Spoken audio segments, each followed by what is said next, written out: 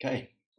Hey, thanks for watching. This is a short video on horizontal cell properties and how they result in the MACBand's contrast illusion. So let's start with the basics because horizontal cells have an influence on contrast perception and edge facilitation. So let's say we have the stimulus here, and underneath the stimulus are a couple of photoreceptors. So the photoreceptors will respond to the lightness, or actually the darkness, of the stimulus, and combining the stimulus with the underlying anatomy, the photoreceptors will lead to a particular response over space in those photoreceptors. So let's make this two-dimensional version of the photoreceptors one-dimensional just to make it easier. So on Y you have the response, and on X you have space, and you see, just like in the stimulus, you get this graded, this Gaussian looking response. Now the associated percept with this is of course the same as the stimulus because nothing else is going on right now. Now let's add a horizontal cell to that. So horizontal cells are positioned above the photoreceptors and they connect many photoreceptors together. So here we go. So adding this horizontal cell to the anatomy and connecting them with the photoreceptors, what happens is that the response from the photoreceptors becomes more narrow due to inhibition. So the percept also changes. So what you can see in the image of the percept is that the contrast is more defined now. The spatial definition is more clear. This is because, especially where the response is very low, in the brighter part of the stimulus, no negative feedback from the photoreceptors causes the response to go all the way to 0, making it essentially more bright.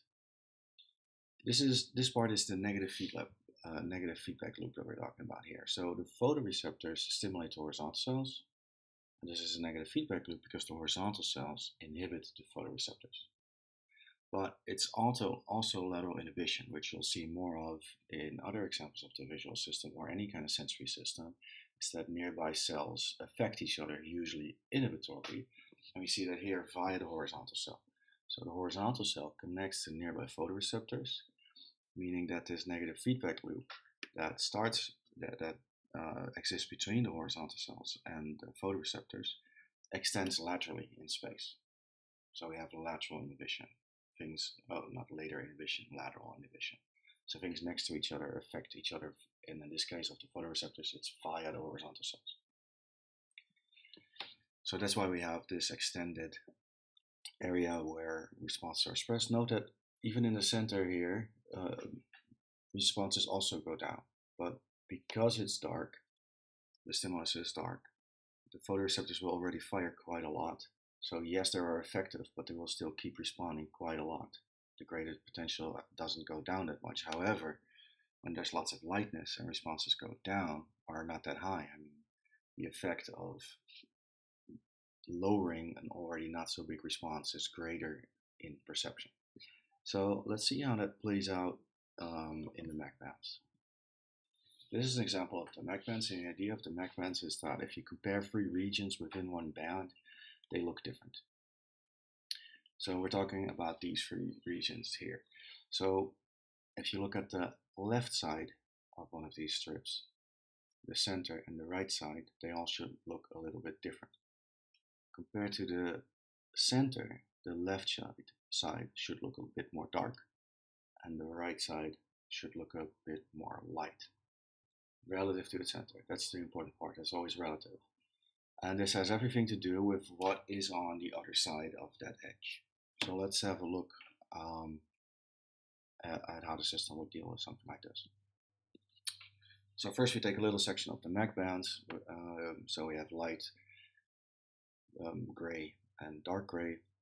Put some photoreceptors on there, and then what kind of activity would we expect? Well, we would expect activity from left to right to start low and then get a little higher because it gets darker, and then get even higher because it's more dark. Now what would happen if we put in a horizontal cell in this connectivity, or basically to connect the photoreceptors and to instigate the negative feedback loop? Well, we expect the middle band activity to go down a little bit, to be inhibited. But that's not really the interesting part. The interesting part is what happens at the edges.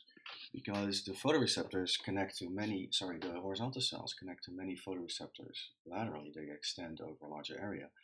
The horizontal cells near the edges are the interesting ones. Because the one on the left edge, the green one, now receives lots of input from photoreceptors that are in a rather bright area. So they get very, very little input, which means that these green horizontal cells don't give a lot of, aren't very active. So they will not give a lot of inhibition. Now on the other side, the blue horizontal cells, they are quite active because they extend into the area of the stimulus that is relatively dark. And now we have to take, so basically the activity changes from low to high, from light to dark, within the central strip for the horizontal cells. So if we go back to this figure of the expected activity, well, we expected it to, based on red, to be relatively low.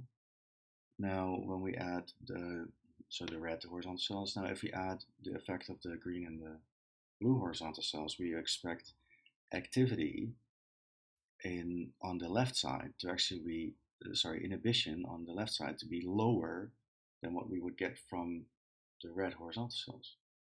So on the left side, it's actually not that much inhibited, and on the right side, it's actually more inhibited. So the effect is that relative to what happens at the center of this strip, the side next to the lighter area will look darker because it's being less inhibited than the center. And the side next to the darker area will look lighter because it's being more inhibited than the center. So that's the point here. Always compare it to the center. Okay, thanks for watching. Hope you got the message.